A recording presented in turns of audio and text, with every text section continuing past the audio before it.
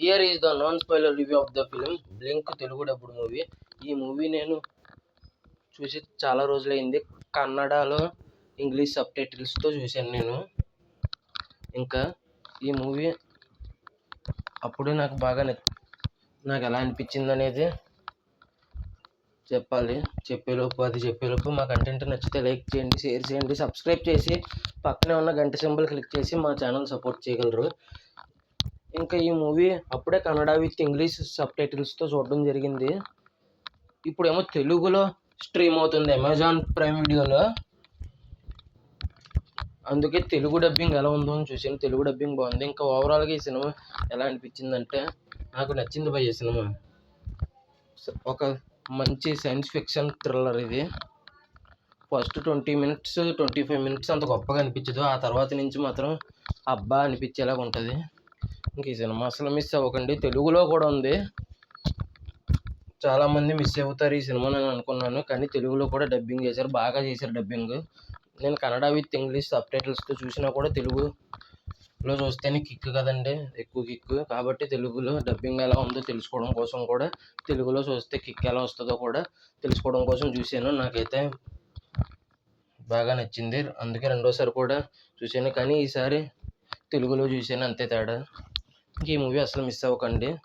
ఒక హీరో జీవితం ఒక ల్యాబ్లో చేసిన ఒక కంప్యూటర్లో చేసిన ఎక్స్పెరిమెంట్ వల్ల ఎలాగ తారుమారైంది హీరో జీవితం.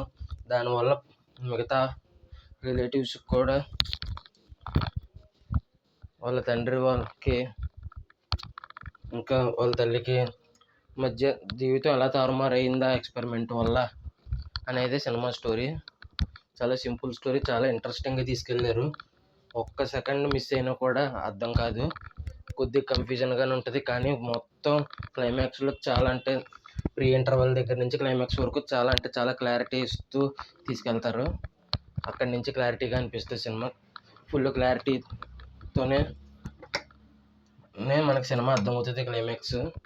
క్లారిటీ వచ్చేస్తుంది మీకు క్లైమాక్స్ కల్లా సినిమా. కాబట్టి ఖచ్చితంగా చూడండి. తెలుగులోనే ఉంది కాబట్టి డోంట్ మిస్ ఇట్. ఇంకెంతకంటే ఎక్కువ చెప్తే స్టోరీ కూడా చెప్పేస్తాను.